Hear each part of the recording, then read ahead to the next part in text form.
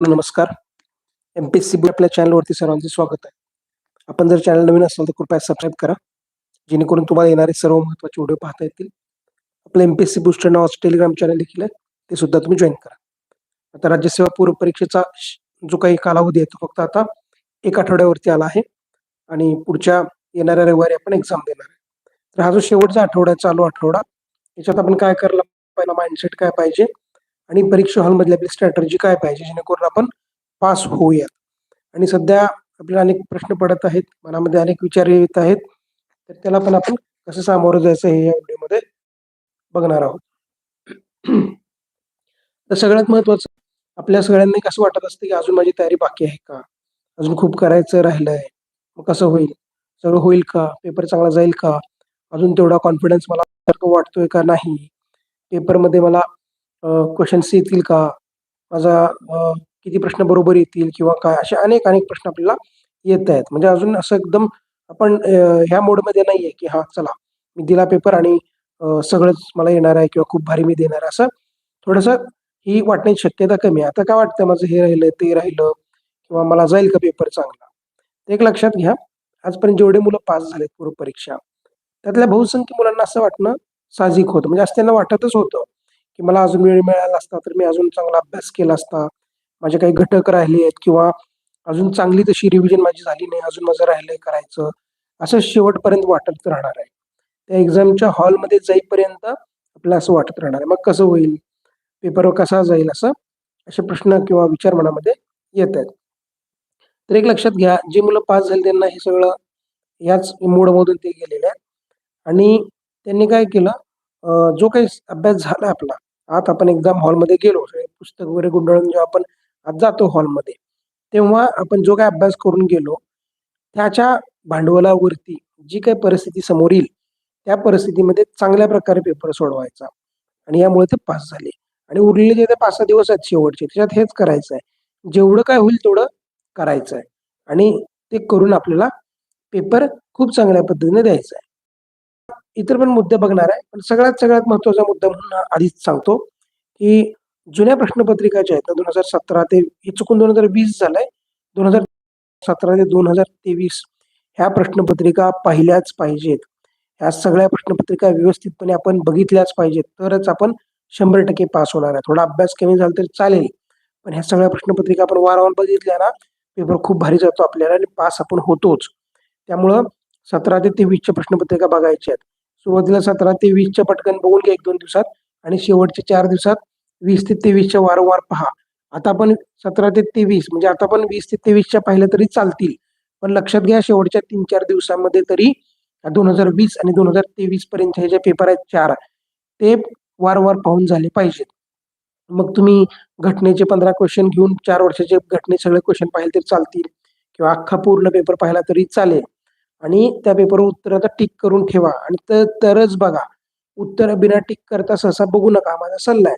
कारण काही क्वेश्चन जर आले नाहीत आपल्याला, तर टेन्शन येतं. त्यामुळं उत्तर टिक करून असणाराच पेपर पहा. पण उत्तर टिक केले नसतील तर ते टिक करून बघा आणि ह्या प्रश्नपत्रिकांना तुम्ही सलग पाहिले तरी चालेल किंवा रोज थोडा वेळ द्या. म्हणजे समजा मी सकाळी अभ्यासाला बसलो, तर जो विषय करणार आहे त्याचे सगळे पेपर पाहून घ्यायचे 17 ते 23 चे किंवा 17 ते 20 चे एक टप्पा पाहिला, नंतर 20 ते 23 चा पाहिला किंवा मी 2-3 तास आधी अभ्यास करतो आणि मग पेपर घेऊन बघतो. तसं केलं तरी चालेल. पण रोज बघा, हे निश्चित करा आणि मेक शुअर करा, की जो उपलब्ध वेळ आहे त्यात सगळे बघून झाले पाहिजे. अशा प्रकारे वेळापत्रक आखा. अजून एक आहे, की आता पाहिलं, की बाबा अभ्यास करायचा आहे आणि प्रश्नपत्रिका पाहायचा आहे. सगळ्यात महत्त्वाची पेपरची स्ट्रॅटेजी आहे, की पेपर जो आपल्याला राउंडमध्ये सोडवायचा आहे. राउंडमध्ये सोडवायचं म्हणजे काय? आधी जे मला येणारे प्रश्न आहेत, ते मी प्रश्न पहिला सोडवेन. हे सगळ्यांना अनेकदा सांगितलं, पण तरी पण सांगतो किंवा कारण एक्झाममध्ये इम्प्लिमेंट झालं पाहिजे. मला जे येणारे विषय आहेत, सोपे वाटणारे विषय ते आधी हुडकायचा. आयोग काय करू शकतो सुरुवातीलाच विज्ञानचे क्वेश्चन देईल किंवा इतिहासाचे क्वेश्चन देईल, तर ते सोडवायचे नाहीत. मला जो सोपा वाटणारा विषय समजा घटना सोपी आहे, तर घटनेचे क्वेश्चन कुठे आहेत ते हुडकायचे किंवा मला समजा चालू घडामोडी सोपी वाटतो, तर त्याचे क्वेश्चन शोधायचे आणि ते पहिल्या 15 क्वेश्चन सोडवायचे. त्यात पण सगळेचे सगळे 15 सोडवायचे नाहीत. जे मला सोपे वाटते ते आधी सोडवायचे. समजा मी राज्यघटना करायला घेतली 15 क्वेश्चन आणि पहिले 3-4 क्वेश्चन खूपच अवघड आले, तरी पण काही टेन्शन घ्यायचं नाही. सरळ त्यांना गोल करून पुढे जायचं. पहिला क्वेश्चन पाहिला, येतो का? ठीक आहे, सोडवला. किंवा समजा तो नाही आला, लगे पुढचा बघायचा. तो नाही आला, लगे पुढचा बघायचा. तो आला, तो व्यवस्थित सोडवायचा, उत्तरपत्रिकेत गोल करायचा. अजून एक सांगतो, क्वेशन सोडवताना विशेषतः घटनेचे, की मला समजलं की पहिलं स्टेटमेंट 100% चूक आहे. तर त्याला दिलेल्या पर्यायातनं पहिला एलिमिनेट करा. त्याच्यावरनं तुमचे 2-3 पर्याय उडतील आणि थेट उत्तर पण येऊ शकतं. असं घटनेमध्ये करा किंवा सगळ्याच विषयांना करा. किंवा तुम्हाला वाटलं की पहिलं स्टेटमेंट ए स्टेटमेंट आहे, 100% बरोबर आहे आणि उत्तरात आलंच पाहिजे. तर ए असणारे पर्याय टिक करा आणि त्यातनंच उत्तर काढायचा प्रयत्न करा. तर ही एक गोष्ट लक्षात ठेवा, की येणारा विषय आधी घ्या. पेपर राउंडमध्ये सोडवा म्हणजे काय? येणारा विषय आधी घ्या. त्यातले येणारे प्रश्न आधी सोडवा. त्यानंतर पुढचा विषय घ्या, जो समजा भूगोल सोपा वाटतो. घटनेनंतर भूगोलची सोडवली. मग मला इकॉनॉमी वाटतं, मग करंट वाटतं, मग मला इतिहास वाटतो, मग विज्ञान वाटतं. अशा प्रकारे आपण विषयाला जो काही प्रिफरन्स आहे तो देणार आहे आणि त्यात पण येणारे आधी सोडवणार आहे. हा झाला पहिला राउंड. सेकंड राउंडमध्ये अडलेले क्वेशन म्हणजे मला डाऊट आहे किंवा मला आठवत नाही असे क्वेशन घ्यायचे आणि त्यात मग आठवायचं. दिलेल्या पर्यायावरून अजून काही माहितीवरनं उत्तर काढता येतं का पाहायचं. त्यानंतर जे अशा टाइपचे क्वेशन आहेत ते सोडवायचे आणि खूपच अननोन क्वेशन आहेत ना, माहीतच नाही. कधी मी ते वाचलंच नाही. तसं काही मला माहीतच नाही ना, ते करायचे नाहीत. ते नंतरच्या राउंडला ठेवायचे. सेकंड राउंडमध्ये थोडंसं माहिती असणारे, 50-50 असणारे म्हणा किंवा डाऊट आहे, आठवत नाही अशा टाइपचे. आणि त्यानंतरच्या राउंडमध्ये न येणाऱ्या क्वेशनला थोडं बघायचं, की मला दिलेल्या प्रश्नातल्या माहितीवरनं काय येतंय का? किंवा मी काय लॉजिक, अप्रोच जो काय बिल्ड केलाय, त्याच्यावरनं मला काय येतं का? हे बघायचं. आणि समजा तुम्हाला अजून पण लॉजिक, अप्रोच काय थोडंसं माहीत नसेल, तर आपल्या चॅनलवरती लाईव्ह सेक्शन किंवा व्हिडिओ सेक्शनमध्ये जाऊन तुम्ही आपले लॉजिक, अप्रोचचे व्हिडिओ पाहू शकता. तर हे करा. एक्झाम हॉलमध्ये आपल्याला ह्या गोष्टी करायच्या आहेत. त्याचबरोबर अजून काय करायचं आपल्याला, माइंडसेट खूप महत्त्वाचा असणार आहे पेपरमध्ये जाताना. माइंडसेट आपला खूप छान पाहिजे. पेपरमध्ये किंवा आपण समजा हॉलमध्ये जाऊन बसलो, तर पहिली गोष्ट सांगायची, की मी पूर्वपरीक्षा पास होणार आहे आणि आज पेपर देऊन गेल्यानंतर लगेच उद्या किंवा 1-2 दिवसानं मी मुख्याचा अभ्यास करणार आहे. सुरुवातीला मी लँग्वेज करा. सगळं थोडं सांगा. खूप डिटेल सांगत बसू नका. पण एक थोडीशी इन्स्ट्रक्शन देऊन ठेवा स्वतःला. जेणेकरून आपण पास होणार या मानसिकतेनेच पेपर देतो. उगाच तिथं बसून नर्व्हस व्हायचं नाही, काय व्हायचं नाही. पॉझिटिव्ह विचार करायचा आणि हे जे इन्स्ट्रक्शन सांगितले ते कागदावरती लिहायचे आणि ते हॉलच्या आत जाताना, एक्झाम हॉलच्या आत जाताना इन्स्ट्रक्शन वाचूनच जायचं आहे. त्याचबरोबर मी अनेकदा सांगतो, तीच गोष्ट परत सांगतो, की मागच्या वर्षी 23चा पेपर जो आहे तो उत्तर टिक करून ठेवा. या आठवड्यात पण खूपदा बघा, परीक्षेच्या आदल्या दिवशी पण बघा आणि एक्झामच्या दिवशी जेव्हा आपण हॉल त्या सेंटरला जातो, तिथे सुद्धा तो पेपर आपल्याला पाहायचा आहे आणि तो पेपर पाहूनच एक्झाम हॉलमध्ये जायचा आहे. आणि जे काय होतंय ना, तेवढं करा आपल्याकडून. जेवढं चांगल्या प्रकारे अभ्यास करता येईल 8 दिवसात करा. युटिलाइज करा टाईम चांगल्या प्रकारे. हे दिवस खूप महत्त्वाचे आहेत. जेवढा चांगला अभ्यास करू तेवढं तिथे मार्क येणार आहेत. आणि अजून एक गोष्ट, काही गोष्टी करायच्या राहिल्या असतील तरी काही लोड घेऊ नका. फार फरक पडत नाही. आपल्याला काही 100 पैकी 98 बरोबर आणायचे नाहीत. जुना आपण निकाल पाहिला तर 100 पैकी 70 आले आणि 30 जरी चुकले तरी 125 मार्क पडतात, हे एक लक्षात घ्या. पण याचा अर्थ असा नाही की कट ऑफ 125 मार्कचा लागेल किंवा काय. ते पेपरवर डिपेंड असतं. काही विचार करू नये. जनरल सांगितलं तुम्हाला. एक मनाला तुम्हाला एक गोष्ट पटवण्यासाठी, की बाबांनो, ज्या काही क्वेश्चन नाही आले तरी लोड नाही घ्यायचा. कारण सगळेच यावे अशी काही अपेक्षा नसते. त्यामुळं जे येतील ते पटापटा सोडवायचे. याचा काय फायदा होतो माहिती का? प्रत्येक विषयातले सोपे-सोपे जे येणारे क्वेश्चन आहेत ते पहिल्या राउंडला सगळे करून झाले, म्हणजे जे फिक्स येणारे मार्क आहेत ते आपले घट्ट होऊन बसतात मार्क. कारण जर आपण प्रत्येक क्वेश्चन सोडवतच बसलो, प्रत्येक क्वेश्चन सोडवत बसाल, तर एनर्जी जाते. मग अनेक क्वेश्चन आपल्याला न येणारे आपण त्याला अडकून बसतो आणि पुढे जे सोपे आपल्याला येणार होते क्वेश्चन त्यात पण सिली मिस्टेक होऊन बसते आणि मग प्रॉब्लेम होतो. त्यामुळे काय करायचं, मी सांगितल्याप्रमाणे राउंडमध्ये आपल्याला सोडवायचं आहे. त्याचबरोबर अजून एक गोष्ट, सीसॅट जरी पास होण्यासाठी त्याचे मार्क पकडले नसले तरी क्वालिफाईंग होणं महत्वाचं आहे.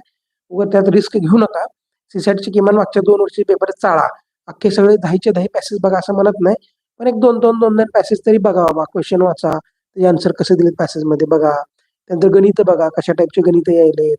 त्यातले का आपल्याला सोडवता येतात का बघा. 1-2 नमुने सोडवून बघा. त्यामुळं त्याला पण थोडासा वेळ द्या. सीसॅटला खूप वेळ द्या असं नाहीये, पण थोडा वेळ द्या. कारण तिथं पेपरला असं वाटू नये, की अरे बापरे! हे काय आलंय? कसला पेपर आहे? मला गणितं सुटतच नाहीत. काही प्रॉब्लेम असं वाटू नये. अजून पण वेळ आपल्याकडे आहे. भरपूर वेळ आहे. मंगळवार ते शनिवार इतका वेळ आपल्याकडे आहे. भरपूर वेळ आहे. इतके दिवस, इतक्या रात्री आहेत. आणि याचा अर्थ असा नाही, की मी म्हणतोय खूप अभ्यास करा, वेळ युटिलाइज करा, झोप कॉम्प्रोमाईज करा असं नाही. झोप प्रॉपर घ्या. झोप छान घेतली, आपण चांगले फ्रेश राहिलो, तर पेपर खूप भारी जातो. आणि उगाचच एवढा ताण करून झोपला कॉम्प्रोमाईज केलं, तर मेंदू चालत नाही पेपरमध्ये. मेंदू चालणं महत्वाचं आहे.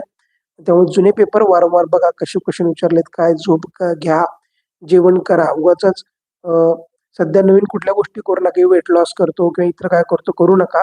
कारण जेवण जर स्किप केलं आणि अभ्यास भरपूर करत असेल, तर आपल्याला एनर्जी लागते आणि जेवण नसलं तर डोकं दुखतं, इतर प्रॉब्लेम होऊ शकतात. त्यामुळे वेळेवर जेवण करा, नाश्ता करा, झोप घ्या. दुपारी झोपाल तर थोडी झोप घ्या 10-5 मिनिटं, काही फरक पडत नाही. आपण फ्रेश राहतो. पण जो एक्झामचा वेळ आहे ना, समजा 10 ते 12 पहिला पेपर आहे, तर त्यावेळेस शक्यतो झोपणं टाळा. कारण एक्झाममध्ये झोप येऊ शकते.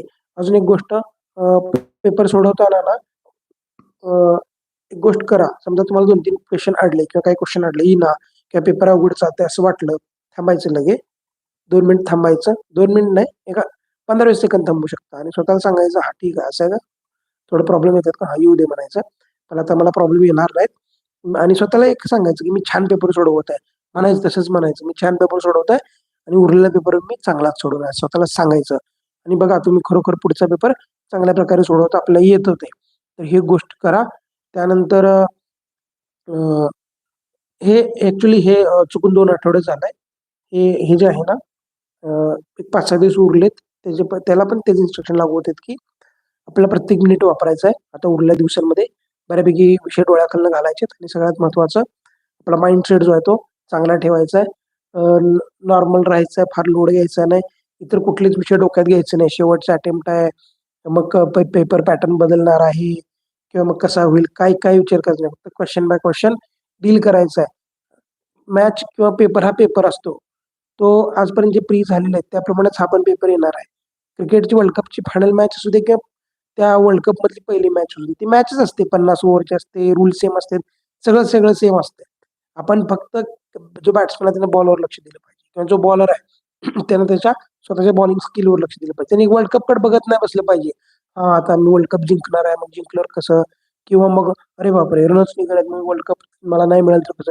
असला विचार केला तर तो अजून फ्रस्ट्रेट होतो आणि तो आउट होतो बॅट्समन. बॅट्समनला काय करायचंय? बॉल कसा येतोय? गॅप कुठं आहे? मला आता 1 रन काढायचा आहे का? बॉल फुल टॉस आला तर 6 मारायचा. ह्याच गोष्टी तो करतो. डील करत जातो बॉल बाय बॉल. सुरुवातीचे काही बॉल समजा स्विंग व्हायलेत, प्रॉब्लेम यायलेत, तर तो डिफेन्सिव्ह खेळतो. नंतर हळू-हळू 1-1 रन काढतो, बरोबर जम बसतो आणि मग तुफान फटकेबाजी होते. तसं आपल्या पेपरचं पण आहे. काळजीपूर्वक प्रश्न वाचायचे, येणारे सोपे हळू करत राहायचं. राउंडमध्ये पेपर सोडवायचा आणि मग नंतर लॉजिक, अप्रोच ह्या करत जायचं आहे आणि अटेम्प्ट पण चांगला ठेवा. खूप कमी अटेम्प्ट करू नका. आता किती अटेम्प्ट करायचा काय ते तुमच्या अभ्यासावर डिपेंड आहे. भरपूर अभ्यास झालाय, पेपर चांगले सोडव अभ्यासावर डिपेंड राहणार आहे. तर पॉझिटिव्ह राहा, नॉर्मल राहा, फार लोड नका. तुम्हाला सगळ्यांना पेपर जाणार आहे आणि चांगला अभ्यास करा. जुने पेपर बघा आणि सांगितलेल्या पद्धतीनं पेपर द्या. सगळ्यांना परीक्षेसाठी शुभेच्छा.